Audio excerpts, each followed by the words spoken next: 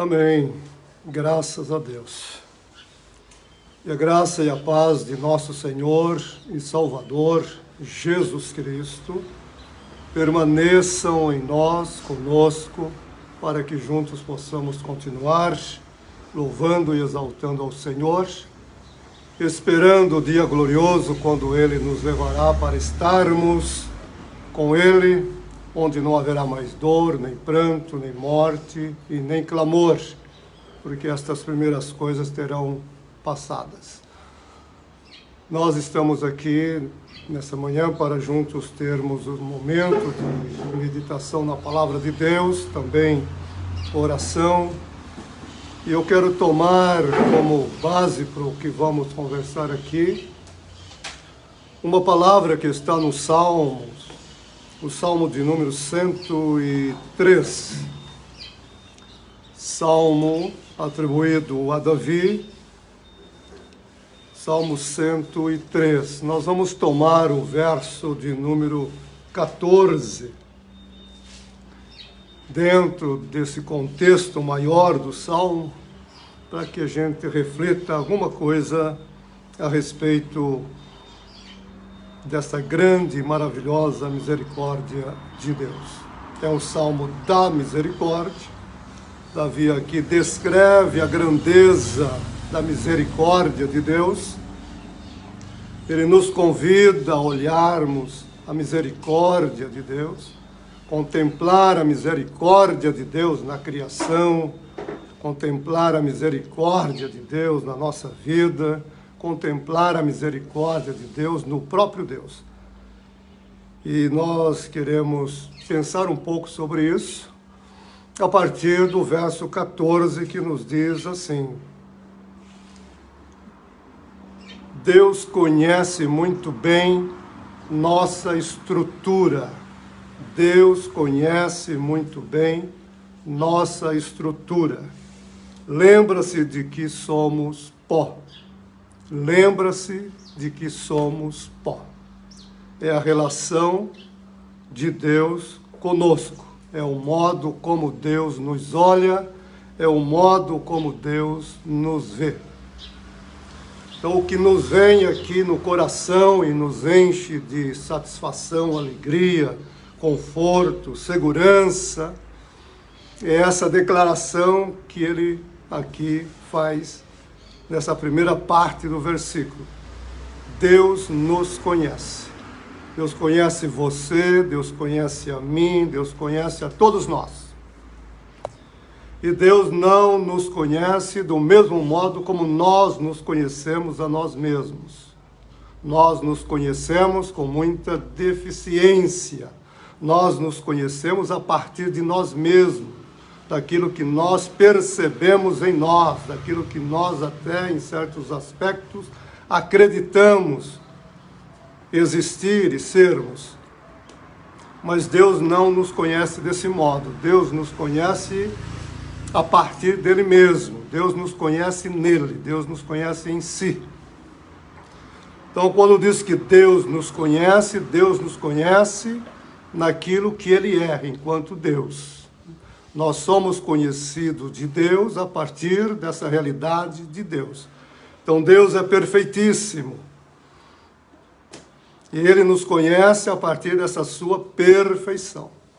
Então, quando Deus olha para você, Deus olha para mim, Deus olha para nós, Ele nos vê aquilo que nós somos nele. Ele não vê aquilo que nós somos em nós mesmos. Ele, muito menos aquilo que nós nos tornamos na evolução do nosso viver. Então, quando Deus olha para você agora, aí onde você está, nós aqui, onde nós estamos, Deus está conhecendo cada um de nós naquilo que nós somos de fato. Aquilo que é o seu pensamento em relação a nós, aquilo que é o motivo pelo qual Ele nos quis dar existência, trazer a existência. Deus olha para você e não vê o seu estado agora. Ele vê você na posição de criação dele. Ele percebe na nossa trajetória tudo aquilo que em nós não faz parte de nós. Ele vê em nós tudo aquilo que nós não somos. Deus olha para você e para mim e nos vê nessa relação de parentesco com Ele. Ele nos criou a sua imagem, Ele nos criou a sua semelhança. Ele nos criou parecidos com Ele. Então nós trazemos na nossa essência, na nossa realidade mais íntima, mais profunda, esse parentesco divino. E Deus olha para você e te vê nessa relação. Então Deus não nos conhece como nós achamos que nos conhecemos. Então quando nós dizemos conhece-te a ti mesmo, nós estamos procurando melhorar a nossa vida em relação ao que podemos melhorar. Mas o conhecimento de nós só nos será possível futuramente. O apóstolo Paulo, que vai falar disso na sua primeira carta aos Coríntios, no capítulo 13, diz que agora nós conhecemos todas as coisas de uma maneira muito defeituosa. É como se estivesse vendo as coisas através de um espelho de má qualidade. Então, para nós, tudo é ainda imperfeito, e não só imperfeito, mas também contaminado por muitas coisas. E ele acrescenta ali dizendo, mas no futuro, quando Deus revelar todas as coisas, então nós seremos conhecidos como somos de fato. E ele usa uma expressão muito forte ali. Ele diz, nós seremos conhecidos como somos conhecidos por Deus. Aí sim eu saberei quem eu sou de fato em Deus. Aí eu vou saber como que Deus me conhece. Então agora, tudo que pensarmos a respeito de nós mesmos, tudo que compreendermos a respeito de nós mesmos, ainda está muito aquém da realidade daquilo que somos. Então, se queremos nos conhecer, se queremos pensar sobre nós, na existência, na vida, nas relações do mundo, vamos ter que olhar não para nós. Isso é muito importante. Temos que olhar não para nós, mas olhar para Deus. Ele é a nossa referência. Deus é o seu referencial, o meu referencial. E através dele é que nós vamos nos ver, nos compreender, nos perceber na existência. Então, tudo aquilo que é construído a partir de nós, o humanismo, por exemplo, não atende à realidade daquilo que precisamos ou daquilo que somos. Então, tudo que se constrói a partir da visão do próprio homem, do entendimento do próprio homem, do saber do homem, da filosofia do homem, da teologia do homem, da ciência humana, não chegará nem perto daquilo que é a nossa realidade, quando nós nos conhecemos e nos percebemos a partir dessa grandeza que somos em Deus. Então, quem pode nos definir, isso também é muito importante que você guarde, quem pode nos definir é Deus, só Deus. Ninguém pode definir você, ninguém pode definir a mim, ninguém pode definir ninguém. Porque a nossa compreensão é muito pequena para definirmos alguma coisa. Nós até conceituamos coisas, mas a definição dessas coisas nos foge, nos escapa, porque nós ainda não conhecemos o todo para termos uma definição perfeita. Quando eu olho para uma pessoa, eu vejo a sua aparência, eu vejo os seus vícios, seus hábitos, seus modos, eu vejo muitas coisas desta pessoa sendo externalizada, mas eu não posso dizer que conheço esta pessoa e, portanto, eu posso, a partir desse meu conhecimento, pretenso conhecimento, estabelecer qualquer juízo de valor em relação a esta pessoa, porque me faltará conhecimento suficiente para isso. Nós temos aqui um jurista que pode nos ajudar nisso, no julgamento, nos tribunais deste mundo, como que as pessoas são julgadas, pelo que são julgadas e como são julgadas. E a gente vê tantos equívocos, tantos erros, muitos intencionais, muitos de interesses, muitos de várias formas. E tem aqueles que são erros por ignorância mesmo, por não saber mesmo. Então, nunca queira definir alguém a partir daquilo que você vê, daquilo que você ouve, daquilo que você percebe. Tente olhar a pessoa e compreendê-la na dimensão do divino, na dimensão de Deus. Deus é o único que a conhece, Deus é o único que sabe defini-la de fato. Então, quando o salmista diz aqui, Deus nos conhece, Deus conhece a nossa estrutura. Nós, pelo menos eu entendo assim, somos espírito, alma e corpo. Para outros somos alma e corpo. E para uns ainda somos apenas corpo. Mas eu me entendo e entendo o ser humano como espírito, alma e corpo. Paulo diz que Deus, o próprio Deus, santifica o nosso espírito, a nossa alma e o nosso corpo, para que possamos estar diante dele. Então essa estrutura foi planejada por ele, foi pensada por ele, foi desenhada por ele.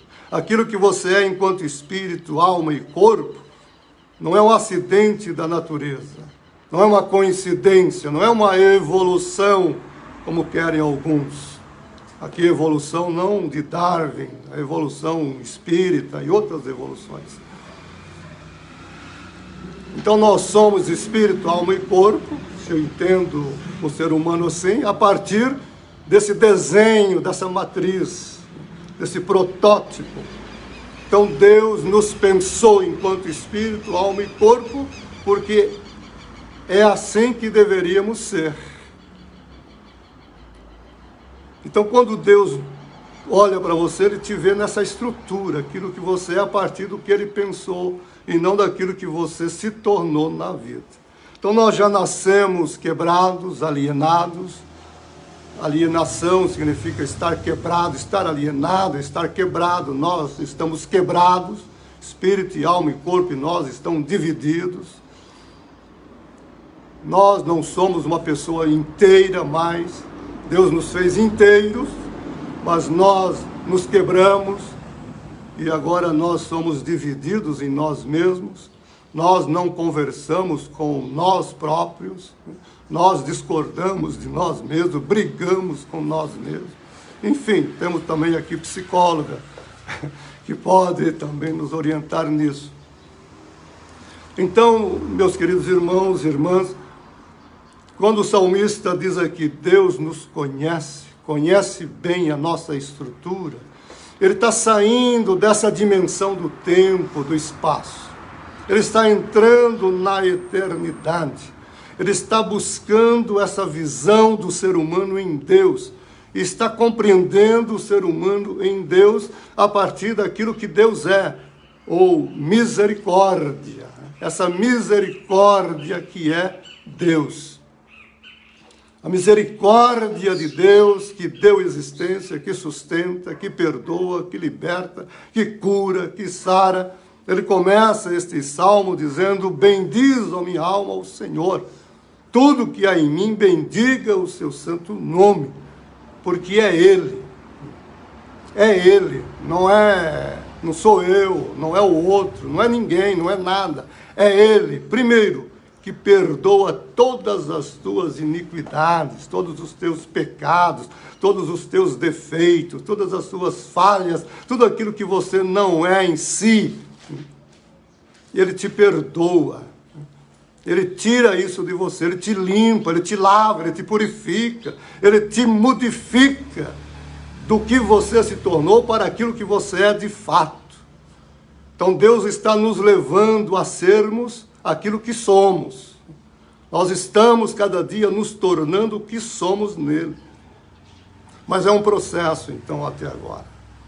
Quando o Senhor Jesus está pendurado na cruz, com a coroa de espinhos, ensanguentado, dilacerado, completamente moído ali, como profetizou Isaías, ele olha os soldados que o açoitaram, que o pregaram, que o surraram, o humilharam, cuspiram nele, esbofetearam-no. E no coração dele, porque ele se conhecia a partir da sua realidade do Pai, e porque ele conhecia aquele soldado a partir da sua realidade, e não da realidade dos soldados, que o que os soldados estavam fazendo ali, os pecadores estavam fazendo ali, não era da realidade deles, mas daquilo que nele estava no momento, que não faz parte dele, como dizia Charles Spurgeon, né? Há um intruso no ser humano que deforma, que prejudica. E ele então, vendo toda aquela gente ali, diz: Pai, perdoa essa gente. Eles não sabem o que estão fazendo. Há uma ignorância neles, a respeito deles mesmos, a respeito de mim, a respeito do que eu estou fazendo aqui, a respeito do Senhor, a respeito do mundo. Eles não entendem o mundo, eles não sabem o que é o mundo, eles não sabem o que é a criação, eles não sabem o que é a existência. Eles estão perdidos, eles estão completamente atordoados nesse mundo. Por isso, quando ele olhava as multidões, ele era tomado de íntima, de grande compaixão, misericórdia. Suas entranhas se moviam de misericórdia pelas pessoas, dizendo: são como ovelhas que não têm pastor, andam perdidas, andam por caminhos diversos, sem rumo na vida, vão desmaiando pelo caminho. Então veja o coração do Senhor tomado desse entendimento e desse amor, dessa misericórdia. Ele não nos vê maldosos, ele não nos vê gente ruim, ele nos vê gente com problemas. Deixa eu repetir isso, que é muito bom. Deus não nos vê gente maldosas, mas nos vê gente com problemas.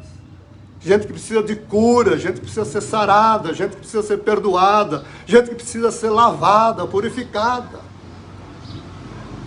Então por isso o salmista diz: é Ele que te perdoa, é Ele que te lava, é Ele que te limpa, é Ele que te cura. Porque só Ele te conhece. Então, minha alma, não murmure, não reclame, não fique triste, não se abate. Agradeça a Deus, louve a Deus.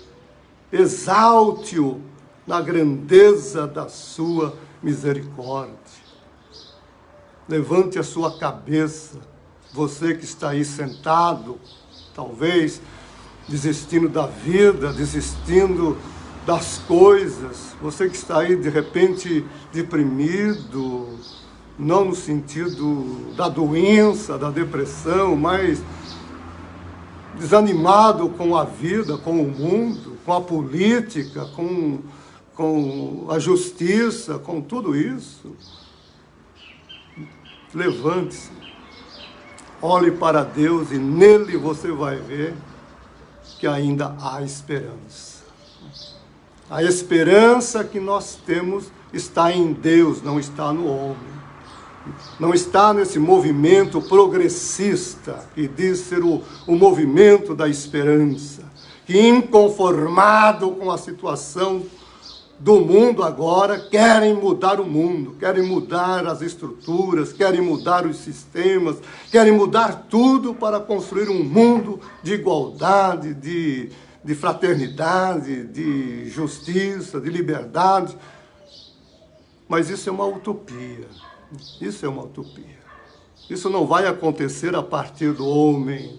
Nenhum sistema de governo, nenhuma política, nenhum sistema judiciário vai conseguir transformar esse mundo num mundo perfeito, num mundo igual. Isso é obra de Deus. Um dia Deus fará isso. Chegará o dia quando Deus, então, diz Pedro, nós segundo as suas promessas, estamos aguardando ansiosamente um mundo novo, novo céu, nova terra, onde habita paz, amor, justiça e alegria para sempre.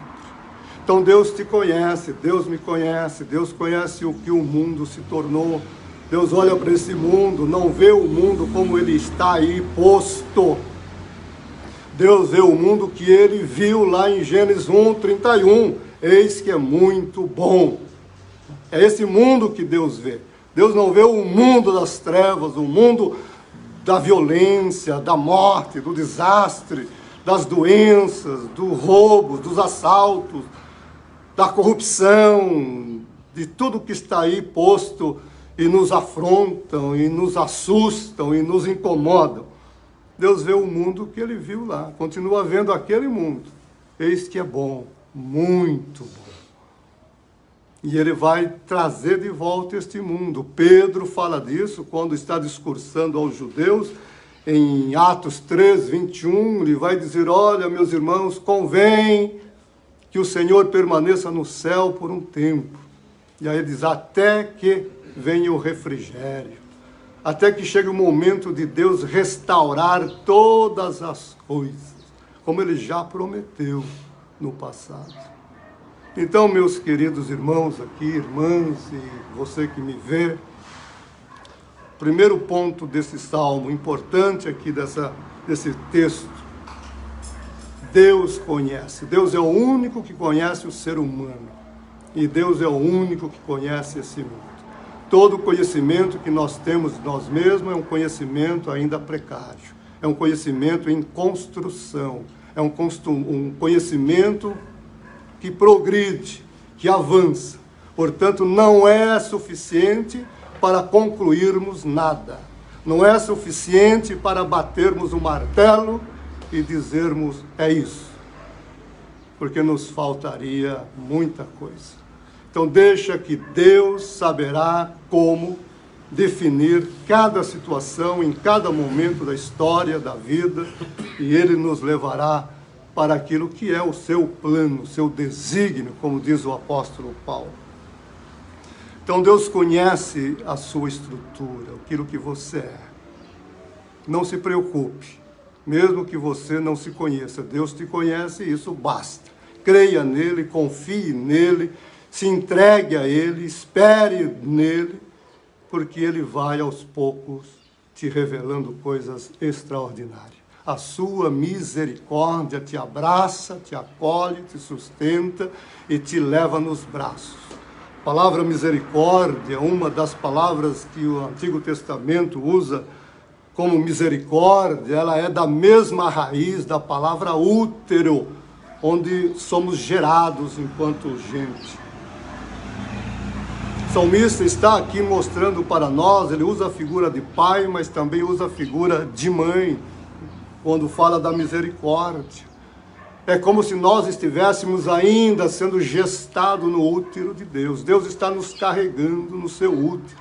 Assim como a mãe carrega o filho no útero e o alimenta, respira pelo filho, come pelo filho, faz tudo pelo filho que está ali ainda, porque ele está se formando.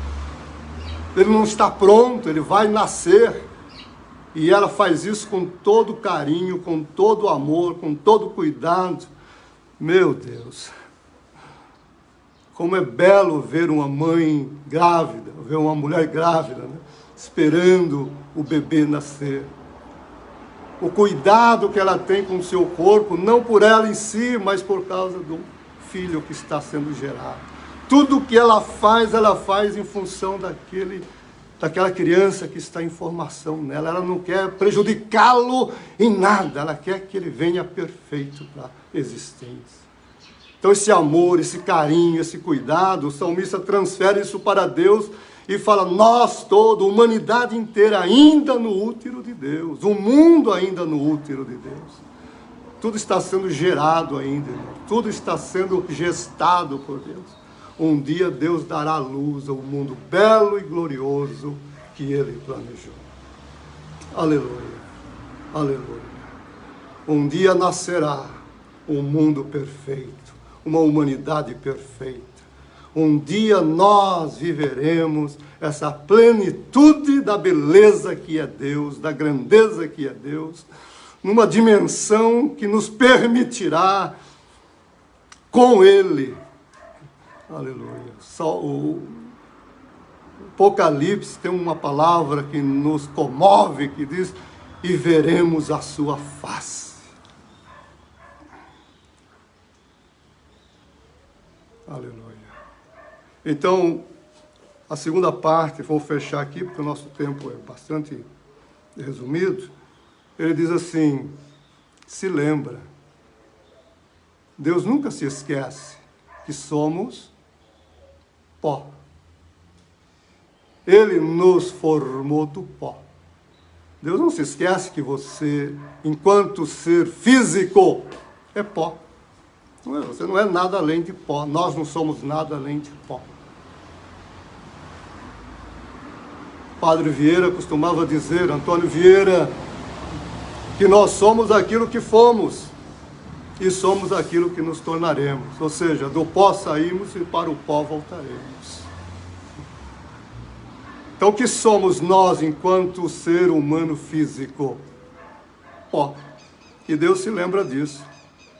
Deus não vai te esmagar jamais. Guarde isso no seu coração. Quando você ouvir alguém dizer a mão pesada de Deus, não tem mão pesada de Deus. Ele sabe que você é pó. Seria tolice pensar assim. Deus não vai te espremer como que um gigante espremendo uma formiga.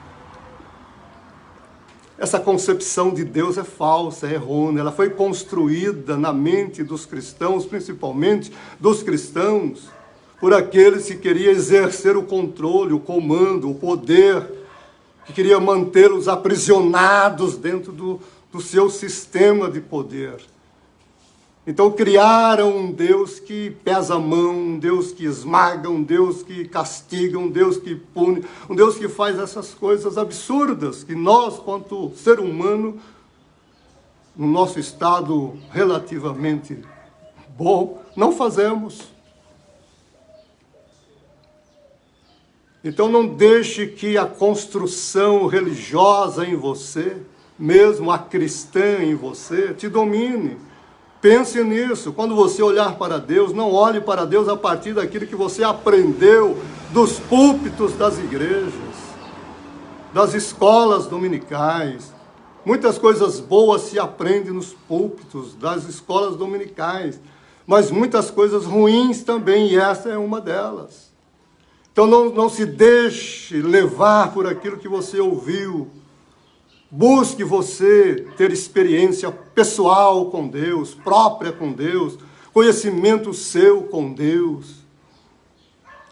Eu termino aqui com uma palavra do velho e conhecido Jó, quando ele vai dizer no final do seu livro, depois de passar por toda aquela experiência religiosa, de justiça própria, de dever cumprido, de estar satisfeito consigo mesmo porque fez o que tinha que fazer.